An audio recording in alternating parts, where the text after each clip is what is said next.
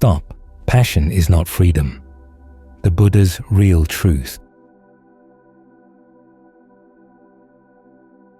There's a story in the canon where Mahapajapat, Gautami, the Buddha's stepmother, comes to see the Buddha after her ordination and asks for a brief teaching that she can put into practice. He gives her 8 principles for testing what counts as genuine Dhamma, genuine Vinaya. The principles fall into 3 types. There are those that are related to the ultimate goal in the practice. There are those that are related to qualities we have to develop within ourselves as we practice. And the 3rd type includes qualities that have to do with our relationship with other people, how our practice has an impact on others. In each case, the Buddha says, you see, when you take on a particular Dhamma, and here Dhamma can mean a teaching, a mental quality, or an action, and if it leads to a certain type of quality that's not in line with the Dhamma, then you know it's not really Dhamma. In other words, you test things through your actions. Now, in some cases, you can look at something and know where it's going to lead. In other cases, you have to give it a try. The ones having to do with the ultimate goal and a true Dhamma are those that lead to being unfettered and to dispassion. Those two are very closely connected, because when the Buddha talks about things that fetter the mind, passion plays a huge role. This goes against the way a lot of us think. We like to think that our passions are our expression of freedom. With sensual passion, you think of all the different sensual desires that you might want to indulge in, or the sensual fantasies that you might want to create, and there's a lot of freedom there, you think. You have a whole range of sensual pleasures that you can think about and plan. If you get tired of sensuality, then there's the pleasure of form. The mind, as it gets into concentration and inhabits the body fully, that too seems to be a type of freedom. And then there's the pleasure of formlessness. You could have a passion for formlessness. When you've decided that even maintaining a sense of the form of the body becomes oppressive, and you'd rather just be there with infinite space, infinite consciousness, it all seems very wide open and free. But the Buddha says there's a slavery there even in those forms of passion. It's a fetter that keeps us tied to coming back again and again and again. The image he gives is of 2 oxen connected by a yoke. Is one ox the fetter of the other ox? No, the yoke is the fetter that ties them together. And it's the same with the senses. When there's a fetter between the eye and forms, is the eye the fetter of the forms, or the forms a fetter of the eye? Well, no.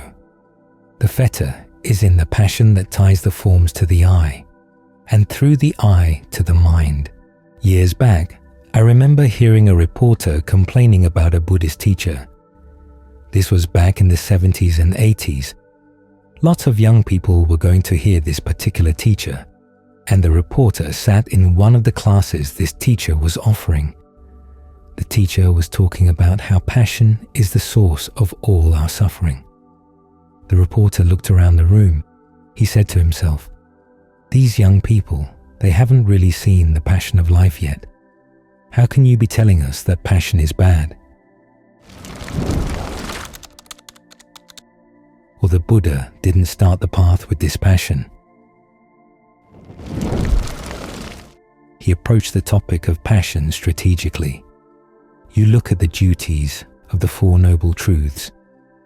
The duty with regard to the first truth, suffering, which is clinging to the aggregates. You have to comprehend that, and part of comprehension is getting past passion for them. The duty with regard to craving, the cause of suffering, is that you've got to abandon it. How do you abandon it? By developing dispassion. The 3rd Noble Truth itself is dispassion.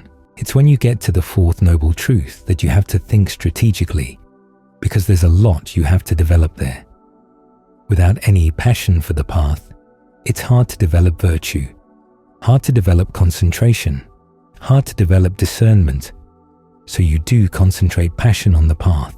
As it says in that chant we have from the Aryavamsaka Sutta, you develop a passion for developing and a passion for abandoning, developing skillful qualities, abandoning the unskillful ones.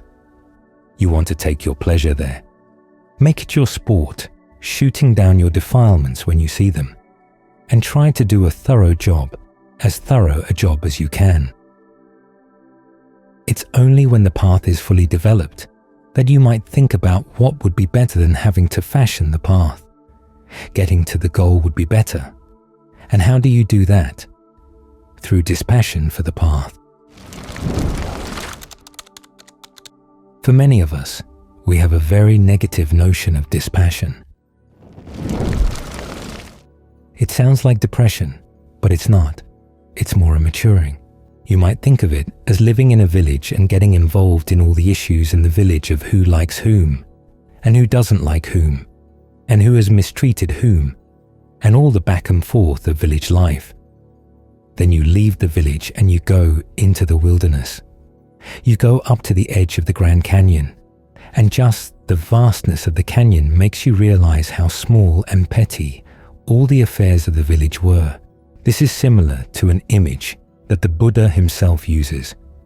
You get out into the wilderness and you realize all the concerns of people and all the concerns of the village just fade away. The mind feels a lot more expansive. That's dispassion. The mind really feels expansive because it's not concerning itself with little tiny things. The Buddha tried to induce in his listeners a taste of dispassion when he gave the graduated discourse. You think of all the good things in generosity, the good things in virtue, the rewards of those things, but then you start thinking about the drawbacks. You work hard to get sensual pleasures, and then they spoil you. As I've said before, it's as if samsara were a sick joke. You work hard to get all these good things, and then, as you enjoy them, it's bad for the mind. They pull you back down. As the Buddha says, when you can see that the drawbacks of that whole process, and see even that it's degrading, you're working hard for something that's going to let you down. If you can develop some dispassion for that, that's when you're ready for the Four Noble Truths and the duties of the Four Noble Truths. So think about the concerns you have as you go through the day, the things you actually are passionate about. We tend to regard our passions with a lot of pride, but look at the things that the mind actually goes for, and then ask yourself, is that putting the mind in a position of freedom, or is it putting it in a position of slavery? In every case, you'll find that it's a slave to those activities. This is when you start thinking that it might be good, as a first step, to develop some dispassion for sensuality, and ultimately to try to develop some passion for the pleasures of form and the pleasures of formlessness. In other words, get the mind into concentration. Look for your pleasures there, knowing that someday you're going to have to go beyond them. But in the meantime, these are your tools for pulling away from sensual passion. After all, as the Buddha said, if you don't have an alternative pleasure to sensuality, then no matter how much you may know about the drawbacks of sensuality, you're still going to go back to sensual pleasures, back to sensual thinking. So provide yourself with this pleasure of concentration. Be passionate about this strategically. When you do that, your practice will be in line with the Dhamma and Vinaya. That puts the mind in a position where it can look favorably on dispassion, favorably on being unfettered. Because you look at life around you, pandemics, insane politics. I remember reading about a pandemic a century ago, and the article was talking about how the government lied to people, and the whole thing got very politicized, and a lot of people died as a result. I remember reading about that at the beginning of the current pandemic, our pandemic, hoping that we had learned our lesson, but then the same thing's happening all over again. The Buddha's right. Samsara just goes around, around, and around, and it never learns. It's like Talleyrand's comment about the Bourbon family. They never forgot, but they never learned. In other words, they remembered old animosities, but they didn't learn any maturity. This is the type of world we keep coming back to. So when you see dispassion as a good thing, that's when you're really on the path. As the Buddha said, if you think that nibbana is something dull, or that it would have any bad qualities at all, then you've got wrong view, and it's going to hamper your practice. So learn to look on dispassion favorably, as freedom, as being unfettered, and that'll give your practice a real boost. Counter-cultural values. There's a part of practicing meditation that doesn't really challenge the values we grew up with. Finding a quiet place in the mind, having a place where you can rest and relax. Everybody can understand that there's a place for that. When the mind is feeling really frazzled, it's very easy to see that meditation is something you want to learn how to master. That concentration, getting the mind still, finding some seclusion, where you can let go, is understandable and easy to appreciate. But our society gives only so much space for that sort of thing. Once you've rested and relaxed, then it's time to get back to work, the kind of work that they encourage. This is where the practice of the Dhamma parts ways, not only with American culture, but what you may call domestic culture at the world over. The work that needs to be done is viewed in a very different way in domestic culture than it is from the point of view of the Dhamma. There's a story that when Mahapajapati was first ordained, she went to see the Buddha and asked for a short Dhamma teaching that she could use in her practice. He told her about 8 values that would determine what is Dhamma and what's not Dhamma. When you look at those values carefully, you realize that a lot of them go against what our ordinary domestic culture encourages. They fall into 3 sets. One has to do with the attitudes you develop in the course of your practice. One has to do with how you relate to other people as you practice. The third has to deal with the goals of the practice. All 3 sets go against our ordinary culture. This is why Dhamma practice can be difficult. But it's also why monasteries are important places, not just for monks to stay, but for lay people to have the opportunity to come and step out of domestic culture for a while, to look around and see, what do you really believe? What do you really hold as important in your life? The 8 values are these. In terms of the qualities you develop in the practice, there's contentment, persistence, and shedding.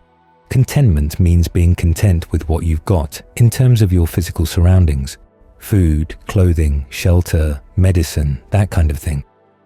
Now, this is not really good for the economy. There was a period back in the 50s when American advisors went over to Thailand. The American government was afraid that Thailand was going to become the next Vietnam. So they sent a lot of sociologists to study Thai values, Thai village life. The sociologists came back with the conclusion that Buddhism was not really good for a capitalistic economy because it taught contentment. Word went out from the Thai government to the monks around the country. Stop teaching contentment. Everybody laughed because they realized that contentment was an important part of the Dhamma. You can't just drop this value for the sake of developing a consumer economy. Though of course, over the years, things have changed in Thailand. But that's one thing we have to look at. To what extent do you want your life to be dominated by the acquisition of things, being dissatisfied with what you've got and wanting something more? As TV moves into a country, and in Thailand, it was very dramatic because it came so quickly. You're exposed to a lot of advertisements that make you miserable.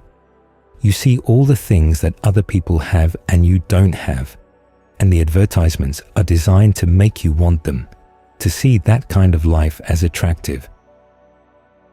It's good to step away from a society that has those kinds of views and remind yourself that's not where the meaning of life is. It's in learning to be content with things outside you, because you have to be persistent in another way. The persistence here is persistence in developing the mind, working on the qualities of the mind.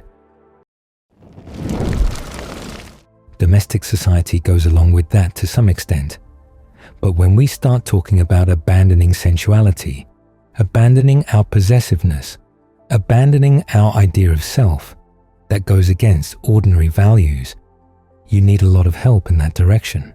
Similarly with shedding. Most of us have had a life of accumulating, gathering up this, gathering up that, not only of material things but also our pride, the things that we're proud of having accomplished, the abilities we have, whatever it is that we hold on to that we feel makes us better than the people around us. Those are the things the Buddha says you've got to let go of, you've got to put down, you've got to shed, which, again, goes against a lot of our required values.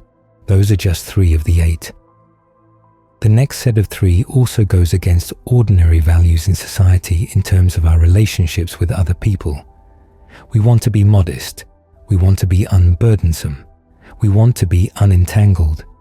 That goes against what society wants. It wants us to find our happiness in our relationships. To get ahead in work, you can't be modest. You've really got to assert yourself.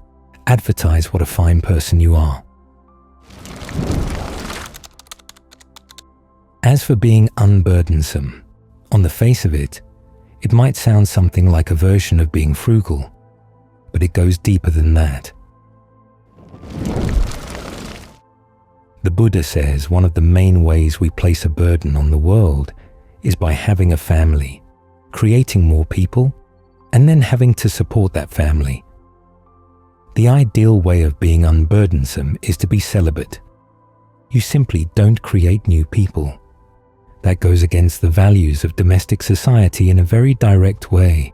At the same time, for the family to function properly, you've got to get entangled not only with the other members of the family, but also with the people you have to work with, the connections you have to make, the networking you have to do, in order for you to be able to support the family. When the Buddha teaches the value of unentanglement, it goes very directly against our social ideals. It sounds very unsociable, and it is, but it's a necessary value to adopt if you want to create the time and space to make progress in cleaning out your own mind. Then finally, there are the 2 qualities associated with the goal: to be unfettered and to have dispassion. Every time I've talked about dispassion with groups of people outside the monastery, there's a lot of discomfort around the topic. It sounds like someone who's dead, but that's not the case. Dispassion means freedom, because your passions are fetters, things that tie you down. Now, as you practice, you have to develop a sense of passion for the Dhamma, but eventually, even that is something you'll let go of. When you find true happiness, you don't have to be passionate about anything. You're not dead. You've simply found what you want, found what you needed, something that really is satisfying, that doesn't need to be shored up and doesn't have to be looked after. So there's no need to stir up any passion to look for anything further. These are the values of the Dhamma, and it's good to be clear on the fact that they do go against the normal values of our culture, and not just our culture. We're not here to take on Asian values as opposed to American values, because even in Asia, even in the time of the Buddha, these 8 values ran against the society. As we're meditating, we have to realize it's not just relaxation. It's not just resting so that we can go back to our ordinary lives.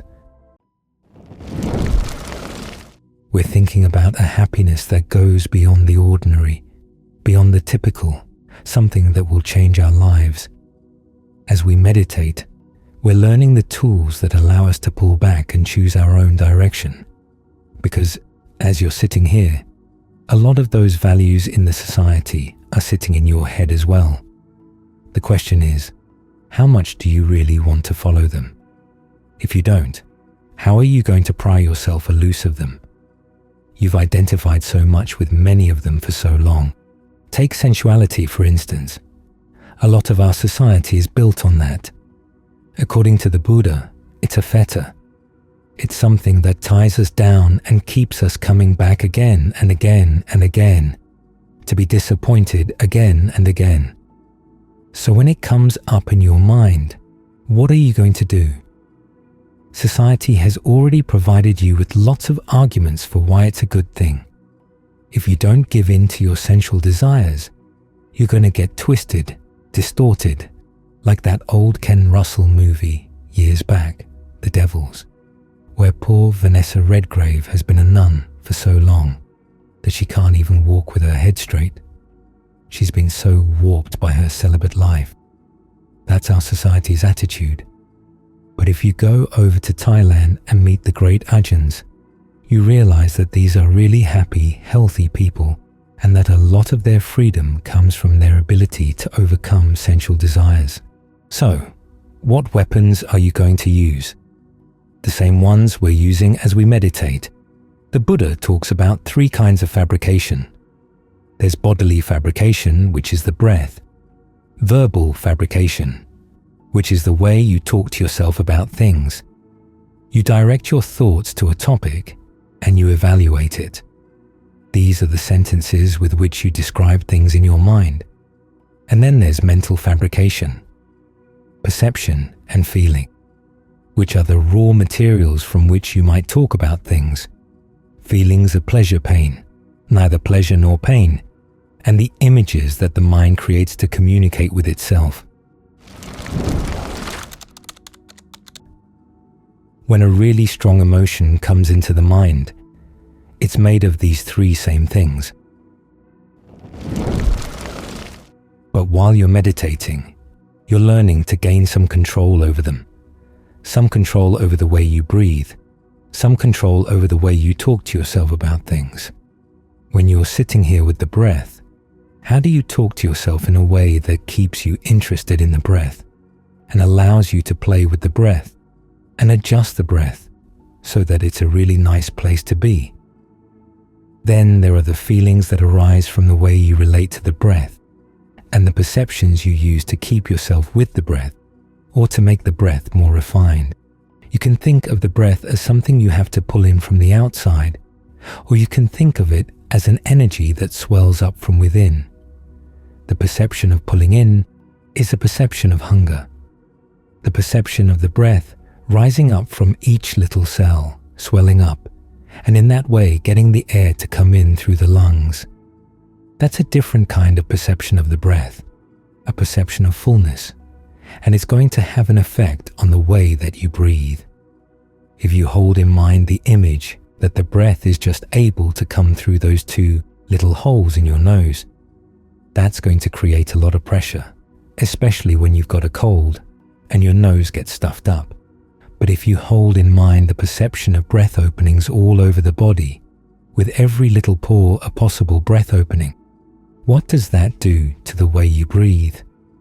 You begin to see the power of perception over physical processes like this. You're getting some hands-on experience with these 3 kinds of fabrication. As you master them, you want to learn how to use these fabrications to deal with other emotions that come up. Say there's a really strong sensual desire. Learn to look at it as a composite of those 3 things. There's the impact it has on your breath, and then the impact the disturbed breath will have on the mind. There are the stories you weave around it. And then there are the basic perceptions you hold in mind. Every desire is going to have all 3 parts. Sometimes a desire comes on and it seems like just a brute force. But if you take it on as simply a brute force, you've fallen for one of its tricks right there. It has its reasons, but usually its reasons are really bad. That's why it's using force. It's like a bully in the schoolyard. The bully has bad reasons for why he beats you up, so he just beat you up. He doesn't want to talk about it. He just uses a brute force. So what brute force do you have with which to respond? You want to use all three fabrications.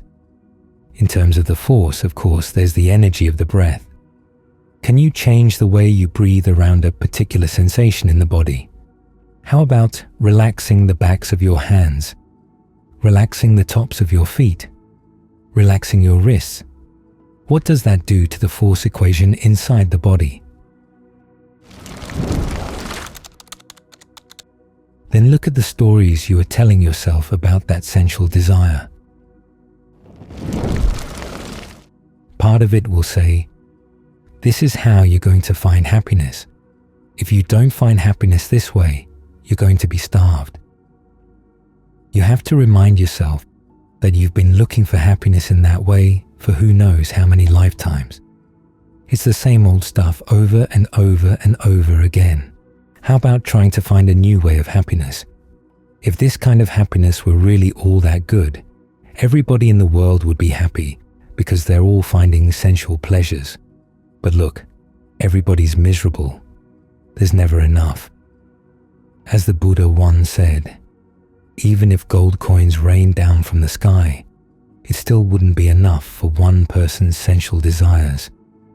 There are all those suttas in the canon where the Buddha describes the person who is able to overcome sensuality as a true soldier, as a warrior who really is victorious. The fact that we're not pursuing our sensual desires is not a sign of weakness or of our being wimps. It's the other way around. Those are some of the verbal fabrications that you might use. Finally, there are the mental fabrications, the basic perceptions that come from your lizard brain. Something deep down inside says, sensuality is something really attractive, really appealing. It's where you get real satisfaction. But how about looking into the other side, looking at the whole thing? Ajahn Lee has a really fine passage in his autobiography where he's made up his mind that he wants to disrobe. This was when he was still a very young monk. He decides he should prepare himself mentally for what it's going to be like. So he starts thinking about what would happen. In the beginning, it's a really nice fantasy. He gets the woman he wants and the best job he can think that he can probably get. But then he realizes that that's as good as it's going to get, and then it goes downhill from there. His wife dies, leaving him with a kid. He ends up getting another wife. She has a kid. And then, of course, there's turmoil in the family. He was able to look at the picture from all sides. That's what got him out of that particular desire. There's a story in the canon of a monk named Sundara Samudra. He was doing walking meditation one day, and he had a vision of a gorgeous woman standing at the end of the path, her hands palm to palm in front of her heart, saying, "Why are you wasting your young life as a monk? When you're young, that's the time for sensual pleasures. Come and enjoy sensual pleasures with me. And then when we're both old, we can both ordain after we've tasted these pleasures." And in that moment, instead of falling for the image, he had this perception. This is what the snare of death is. This is a trap, and this is how the trap is disguised. By holding that perception in mind, he was able to get past that desire, and he actually had his experience of awakening. He realized that all the attractions of sensuality were just that, bait for a trap, death's trap. Those are some of the ways in which you use these three kinds of fabrications. On the one hand, to understand sensual desire, and on the other hand, to undo it. You realize you have the alternative. This is an important part of the practice. Realizing that a lot of the things you picked up living in this society, living in any kind of domestic society, A lot of these attitudes that you've adopted as your attitudes are not necessarily in your own best interest. Maybe there's another kind of happiness. Maybe there's another way of thinking. This is why the Dhamma is so valuable. They talk about how, as Buddhism goes from country to country, it fits into the society where it goes. Well, Buddhism doesn't do that. The people change the Dhamma as it comes to them. But the people who get the most out of the Dhamma are not the ones who change it to suit themselves. They're the ones who change themselves to fit in with the Dhamma. They use the Dhamma as a tool to find freedom from their cultural conditioning, from their cultural background. It's important to keep in mind the fact that there are these alternatives. There is another way of looking for happiness. There is a freedom that lies beyond our cultural conditioning. So as we're meditating, we're not just learning a relaxation technique. We're learning to look very clearly at how we look for happiness and at the type of happiness we can imagine. We try to expand our imagination, expand our range of tools and strategies so that we can find the happiness that really is worth the effort that goes into looking for it, pursuing it, finding it. When we find it, we'll realize that it's more than worth the effort. As they say, it's more than you can imagine. But it is true, and it is attainable. So you always want to keep that in mind.